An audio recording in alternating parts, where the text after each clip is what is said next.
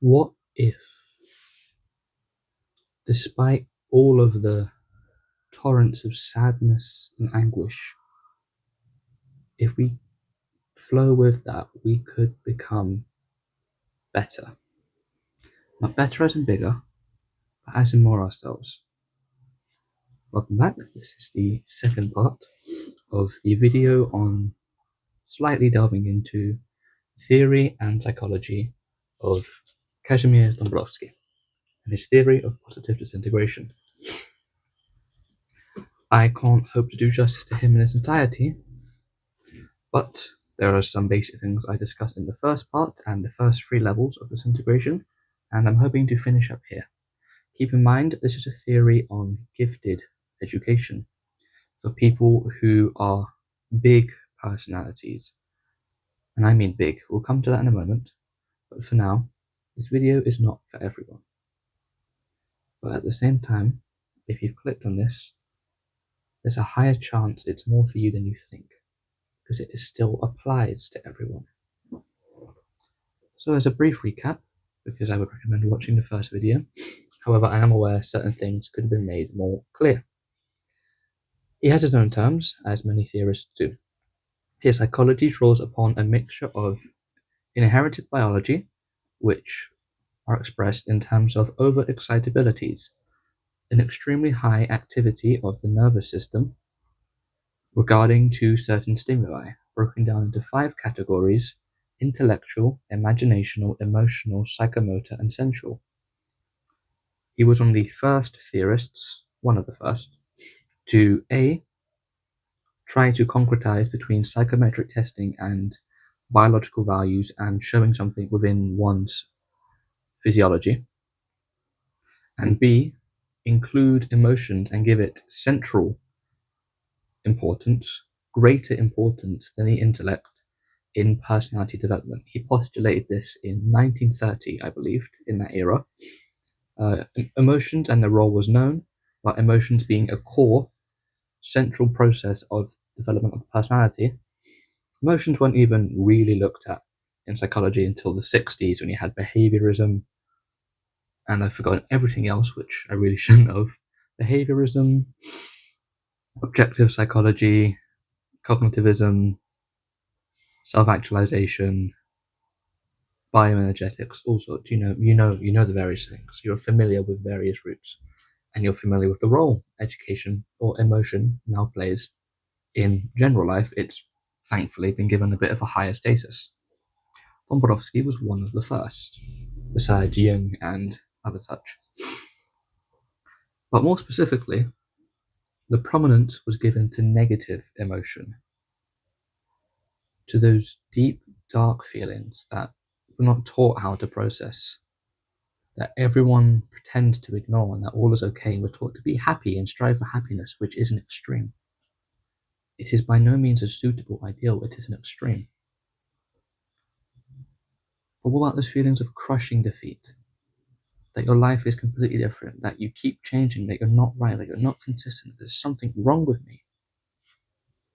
We're not taught how to process them. We're not even taught that they have importance at all. They are so crucial to our development. I'm sure, as you'll know, pain is a great teacher and an amazing motivator for making you change something. You don't want to change your life or anything until you feel so sorry for yourself, or you're in such a crushing state of agony and frustration that you're like, something has to change. We hope it shouldn't take those extremes, but it does. And this man studied the extremes and how it fluctuates in life. So we covered the biology, and then we go into the environment. The influence of just your external environment, the parents, your immediate friends, your society, the education system you grow up, your working class, or your class system, your career, all the things that influence you from the outside. Religion, that's a big one. Spirituality as well, there's a whole section in the book on that. But these 2 factors have an interplay, and people usually give in to their impulses and adapt to society when demanded without much forethought, without much reflection for what do I want, who am I, and such and such. And then he postulated his third factor, which was quite vague and difficult to describe, except that after a moment of working on oneself, after a moment of personality development, because remember, Dąbrowski believed that personality is the highest achievement of man. Not everyone has a personality, in fact, most people don't, because it's about continuous self education, continuous autonomy, continuous self help, continuous responsibility of yourself and others, and adhering to ideals. It's something you attain through life. He believed this development, once you get the ball rolling, there's a factor that comes in. He named it the third factor, very creative, and it helps you carry away.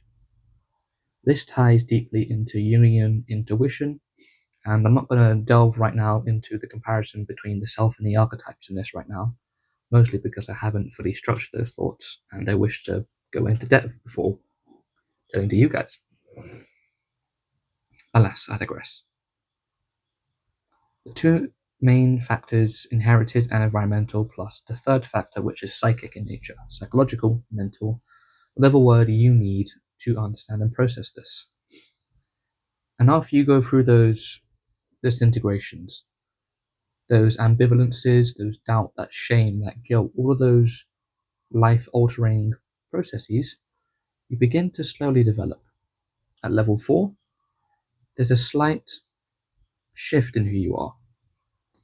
At first, when you live as who you authentically are, without going into the jargon of all of the help, I'm sorry, without going into the jargon of all of the self help, who you know yourself to be. That's it. That's all I mean by that. We're not going to mess about with definitions and terms. When you live as that person, not as who the world told you to be, not as who your parents raised you to be, but some sort of mix between them, right? As you continue to live as that, you might feel a bit like an imposter at first. Uncertain, is this really me? I mean, look at all the things I used to do. Well, like, do I deserve to do this now? Does it need to change? But something in you, third factor, goes, yes. Just keep going. Softly, gently, with compassion and love. Just keep going. Because you do deserve this. You deserve to love yourself and to love others. That's great. I like that. And then you keep that going. So, other things. Intentions and actions align. What it is you intend to do and wish to do, and what you actually do, there's less disparity between them. Some of you may be familiar with Maslow's terminology of self-actualization and the ideal self. Dąbrowski was actually a friend of Maslow's, and they kind of discuss each other's work, and Dąbrowski's has more depth, which Maslow recognized, in terms of a hierarchy of higher up people. And I think a main difference was that Maslow stated that your basic needs, your biology needs, your biological and such a need, your desires and instincts need to be fulfilled before you can reach the higher. Dąbrowski postulated you have the lower, you go up, and the needs start to fall away, and then you build more and fall away and build more. And Maslow actually rescinded his words. We believe, we are told from this book. I'm not a credible source. But there is an idea that Maslow actually went, you know what, that probably could have been changed. It was just never published in the literature, as far as I'm aware. I haven't read much Maslow. Please correct me if I'm wrong. So yes, there's an alliance of intention and action. And also keep in mind, different parts of yourself and your personality can be at different stages of development at any time. Anecdotally, I spent the last few years rather introverted, working on various things. A lot of reading, a lot of thoughts, some creative acts, a lot of reflection, and my auto-psychotherapy, my education of myself, and various flows and hobbies have increased and gone up, and my idea of who I am and my continuity and all of these things have bolstered, they've reinforced. But that was at the compensation, at the compense, it was at the sacrifice of my external life. I was less inclined and kind of shying away and hiding between that cover of, no, I'm going to go work on my soul for a bit, hence the title. I'm going to go, like the title of the channel, I'm going to go work on my soul for a bit. I'm going to go over here. I'm going to be down here in this corner where I'm just gonna sit over here, and I'm going to, you stay away, life. I need to focus on who I am and all these things, and that's okay. That is okay. Allow me to adjust. You're allowed to focus on different parts of your life at different times. Life demands that of you, actually. So please don't beat yourself up about that. That's another lesson I've learned recently. Sometimes introverting, sometimes extroverting. That can change within the day, within the hour, over years, over lifetimes. It's learning to listen to your flux, right? And on that note, it's understanding that there is, assuming a self is similar, the Jungian self and the personality ideal, they're not the same, but I'm going to vaguely adjust them to the same in case you come from either background. It's listening to that other part of us that is really idealistic, that brings us so much energy, can be sometimes overwhelming. Learning to differentiate me from that ideal image and how we can just reduce that gap. Not, I repeat, not merge them, not overlay them, not make them the same. Because you deserve your own autonomy, your own will, your own capacity to go, I am me, whoever that may be. And in this moment, I'm doing this thing because of X, Y, Z, or because I feel, and your own justifications. But also within my psyche, within my inner psychic milieu, which is Dąbrowski's term, there are other forces and they encourage me this way or encourage me that way. So please allow me one moment while I continue to check the source in itself for further examples. Because I believe I mentioned intention and action. There is that. And then there is also the concept of education of yourself, auto-psychotherapy, empathy, responsibility. Ironically, the second I said I'm going to go check the book, I started remembering everything. Empathy, responsibility, not only for yourself, but for others. There we go, I was right. In the psychic transformation, which we can sort of gather, but at level 4, it's significant. Almost impossible to go back from when you get to such a point, because you've seen that beautiful green, luscious field of what could be. You now can no longer turn back satisfied to what is, because there is something to work towards. How badly do you want it? And then self-control, self-awareness, and autonomy. All relatively explicable, but within that, it's once again that capacity to strengthen the ego in the sense of I'm not my desires and my drives, but I'm not quite this big image I have of myself up here. I'm somewhere in the middle doing things and I'm figuring life out. The ego is ephemeral and it is a process under constant flux. So don't be too harsh on yourself when you don't have things figured out. You'll have moments of, wow, everything is perfect, I understand everything, and moments of, oh my god, what's happening? Disintegrations, reintegrations. It's prominent throughout life. Another thing I believe I brushed upon last video, but I can't quite remember if I went into it, was the hierarchy of values. Rather self-explanatory subheading, but it's having values and having the integrity and devotion to stick to those values. I didn't want to record this video. I could not be asked. But then I was like, why? Why not? I said I'm going to commit to this thing. Why don't I want to commit to this thing? I went down the line of questioning. And I thought back to my values. Some of you might know the 90-day rule of just general postulation of you stick to something for 90 days, it starts to embed yourself into your habits, into your procedural memory, to your unconscious, however you wish for it to be said. So I was like, you know what? I'm going to show up anyway because things outside myself demand work and attention from me.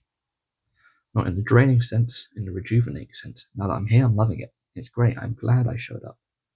That's having integrity to follow up on a value. Because even if this video does awfully, gets no views, does nothing, gets me nowhere, so to speak, there's always something out of recording a video, even if it's just better articulation and understanding myself. It's not a sacrifice of time because I'm working towards a thing. It's worth it. And it's just worthwhile every now and then to ponder on your values. Do I really need this thing? Is this thing worthy of me?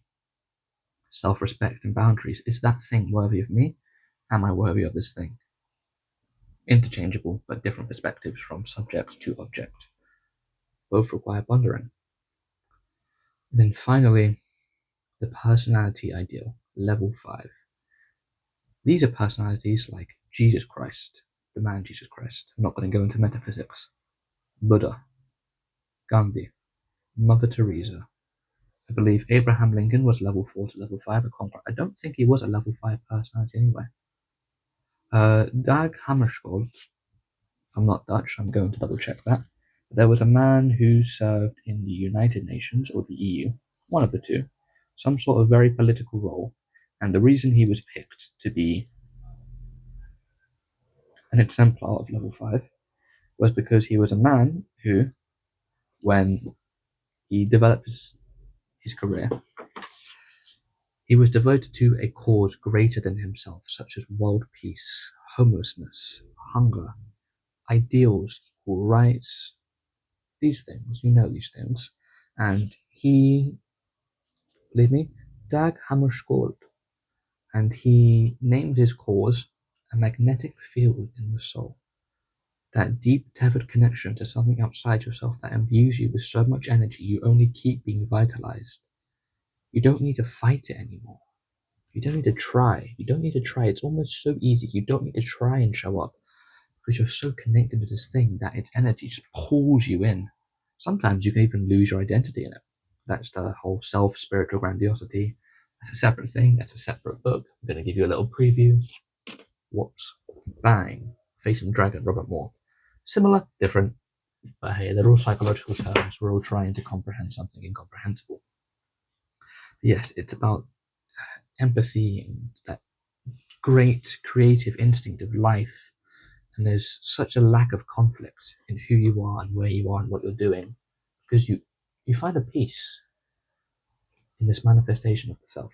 And that takes lifetimes, because for most, a life is not enough. Forgive me if my vision has been switching between camera. I'm trying to make sure I'm still in frame. I'm still paying attention to you, don't worry. But to surmise what I've said so far, because I'm aware of my capacity to ramble, and to try and keep this video below 20 minutes, we recapped the last video, hopefully with more clarity, about the need to allow yourself to feel negative emotions, to go through those processes of disintegration, of ambivalence and uncertainty, to try and commit to something outside yourself and work upon that ideal self, and have respect for yourself and for others, and try to be autonomous and love you and love others. To try and just figure out what your values are. Where do they lie? What do you actually care about? Who do you want to be? And how, over many, many years of very long vision, how can I take the time to actualize that? Because you will be wrong. You'll get this wrong. You'll think you're right. Life comes and slaps you. And the only thing you can do is laugh, because you are a fool. And you admit you're a fool and you try again. And keep going. And that's beautiful. That's about it for today. As always, thank you for watching. Let yourself feel bad every now and then. Let yourself have those off days. And when you do, remember, every emotion has its prevalence, its meaning, its purpose, and deserves respect. So do you. Love yourself, love others, as much as I love you guys. Ciao.